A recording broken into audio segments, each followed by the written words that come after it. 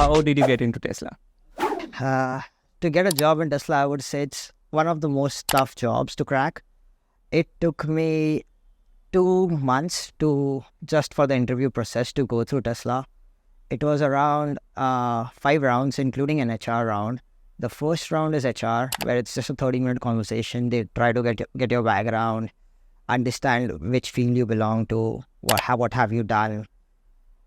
Does the job description that they have, does it matches your career path or no? And then the second one is a team lead from one of the teams. They will come and give you a 30 minutes interview. They will tell something about themselves and their team, what they do. They will ask you some basic questions to understand whether you have the fundamentals of supply chain or no. Third round, a couple of managers come together. They take an hour each. They start to grill you down on everything. They put you in the case studies that what would you do if, for example, just going a little technical, if there's a production line down, how innovative can you be to, optimize your supply chain right up there, improve your logistics. Anyway, you can just save your production line down, because production line downs in automotive industries are the most expensive thing that a company has to bear, and it can also give a plunge to the stocks of the company. Then after that, my fourth round again was like only 30 minutes. One more manager just comes in, gives you a small insight about what they are looking for, and it's more of general basic behavioral round where they just try to understand whether you're a good team player, how would you fit and gel with them within the team, how would the dynamics be around you, how would you do in your role, and how can you excel as well. And the fifth round is the most tough round, I would say, where you have to present your projects, whichever you select. They are very particular on the timeline. You get 30, it's a 3-hour round, straight up. It's 5 people on the panel. You have first 30 minutes where you have to present 3 or 4 projects, whichever you can, or even 1 or 2, depends on how you want to do it. You have 20 minutes to present it. You have to keep 10 minutes for them to ask you questions and answer on those.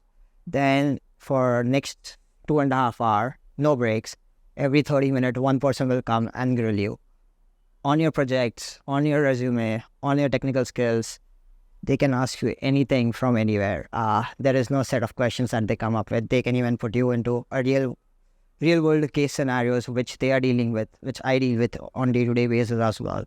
So it can be anything. So I think in my previous statement, I told you're lucky. I don't think you're lucky. I think you're deserving.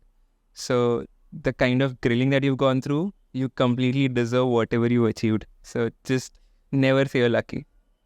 Okay, so how, after all of this, how has it been working in Tesla? Or let me just frame even a bigger question that everyone might be interested right now.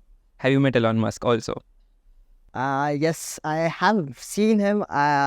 There's a saying, okay, Elon, don't see this one. There's a saying, whenever you see Elon Musk, just run the other way around, because if you make eye contact, you can be asked impromptu questions and she can be fired. Okay, she just cut this thing now. But yeah, I've seen him once or twice when he was running the production lines. I was on the factory just doing some of my stuff. I saw him and I just made a U-turn and went back to another station where I know he won't come for the time being. And how is it working there? Oh, it's a very stressful environment, to be honest. But I feel I'm lucky because my team is very well versed and they actually promote work-life balance a lot. I won't say we always get a good work-life balance, but it's such a good environment where nobody is looking at your clock in, clock out. Nobody cares when you come in, when you go out. I can come in at 10 a.m., I can leave my workplace at 1 p.m. Doesn't matter. It's just if I can get my work done. But there are days where I come in at 8 a.m., I stay up all till 10 p.m. just so that I get all my work done in a day. There can be times where I get calls at 3 a.m. due to escalations too. So it's all in ups and downs. It has its own wavelengths, I would say. The stressful nature of the job is always going to be there because Tesla has only one thing that changes, only the constant. So you'll always see something or the other changing every day. So today you think it's going to happen this way, no, tomorrow it's going to be a different manner, you have to do it. So there is no monotonous job in Teslas, and I feel, yeah, it's very stressful, but you just grow it upon you because that's US corporate life too. If you compare Tesla with other companies, how different is Tesla? Because you told it has wavelengths. Every job might have wavelengths, but the aspiration that Tesla gives is different. How is it different than others? A good question, I would say, because there is a saying in the Bay Area where you don't get judged by how much money you make. It's by how good of work-life balance you have. So being in Tesla, I would say the work-life balance is one of the worst in the Bay Area because apparently you have to go 4 days a week to work. You can only take 1 day from work from home. So comparing other work-life balance like Apple, Google, Meta around there, they have 2 or 3 days work from office and rest 2 or 3 days work from home. Their nature of stressfulness is less because they don't have such tight deadlines is what I know. Not saying that they don't. They have stressful jobs, but compared to Tesla, it's very fast-paced where things change so rapidly and you have such tight deadlines, you do not get time for breathing. If it's said that it has to be done in a month, it has to be done in a month. You cannot go with an excuse and say that, oh, it's not done because of XYZ reasons. They will come up and evaluate your performance based on that. So your performance reviews do get affected if you do not showcase that you're capable of doing your jobs. That's some stress. Okay. Now I know why Tesla is different. So kudos to you to just keep up to Tesla pace. And now I also know why people believe in Tesla so much, be it stock, be it cars, be it the vision. It's amazing. Because you touched upon that Tesla is maybe a dream, but you still have future plans. Would you like to share it? Yeah, I mean, there are some future plans that I look at. Tesla being one of the best companies to start working at because you learn so much and it's so fast paced. But at certain point, I feel you get so burned out when you are no more single, you have family around you, you have to take care of a kid or something. It just becomes too much stressful for you. At certain time, you have to look for other options and you have to go at a slower pace. You have to go into a steady job where the deadlines are not like a month and a crazy deadlines. Because I remember in recent town hall, our VPs, our exec team, they also were saying that anybody who survived 10 years in Tesla are crazy. They say it out loud too. So, and I agree with them. It's like a year in Tesla feels like you have already been there for 3 to 4 years because that's how much work you get it done. Oh, and you still choose to be living in California. The salaries compensate for those things. Okay, Tesla is giving you ESOPs, I am assuming. Okay. Any price targets that you sell at, or Tesla stock is reaching at what price? I'm at a forever hold on Tesla. You believe in that? I believe in that company so much because I see the people who work in it. I see the timelines that we have set and we have actually achieved it. And I have seen the roadmap until 2029 that we have, at least in vehicle sectors that I can see. Because being in supply chain, you need to see that. So you have to plan accordingly. The timelines and the products that we are going to bring up in the market are going to be explosive. There are going to be other competitors. We really need other competitors if we have to change the world to EV. So we are not afraid about that. Market sentiments do get hurt. But I feel considering the innovation that is being pushed in Tesla all the time and considering the craziness that goes on every day, I will say anywhere in next 10 years, if Tesla hits $1,000, I won't be surprised. Wow, that's a great insight that you have given to not just our main community of inspiring people, but all the Tesla stockholders also, including me. Now let's deep dive into the main fun, the rapid fire round. Tesla or Porsche?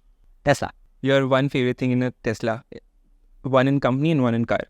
Oh, in the car, it's definitely the tech-driven car. You can drive any Tesla, be it Model 3 YSX or any other owner's Tesla, and you can have the exact same feature just by logging in your details. That's the best feature. Like, it will adjust your seat, adjust whatever your driving features are right away. So that's too good in any car. Like, it's the best, I feel. Your favorite Tesla? My favorite Tesla is Model Y. Okay. No doubt it's the best selling car. the feeling that you get while you drive a Model Y Performance, it's just so good because in 3.3 seconds you're reaching 60 miles. It's too good, and it's affordable. It's not super expensive, and it saves you a lot of money, honestly. Okay. And then the company also. One favorite thing. Well, one thing, hustle culture. It's so fast growing, and it's so much. People are so smart and so quick to read on everything that everything just changes. The change is the only constant. This didn't work. Move up.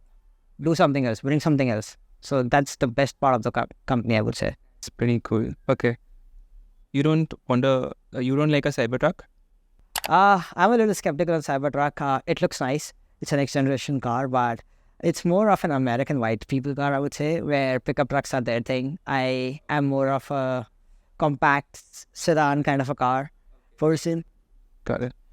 One thing of Elon Musk that you admire the most? Risk-taking ability. I think everybody likes that. The amount of money that he's been putting right now on the new projects, which are super out of the world, which nobody's thinking about, it itself still showcases that no matter how much money he has, he will always just keep betting on something new.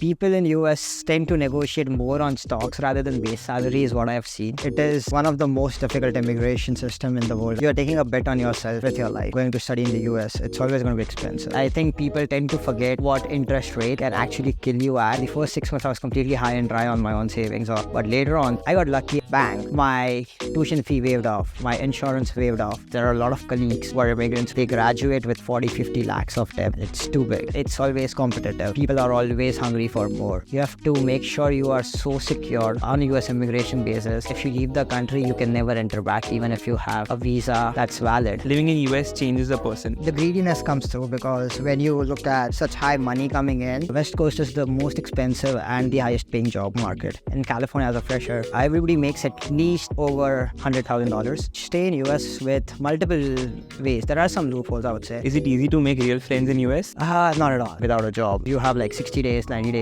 to get a job, or else you have to go out of the country. The safety is a lot of big concern in US. You are a handicap if you don't own a car over there. Make sure you have your finances well. Don't depend upon that udhar jaake dekh lenge. No.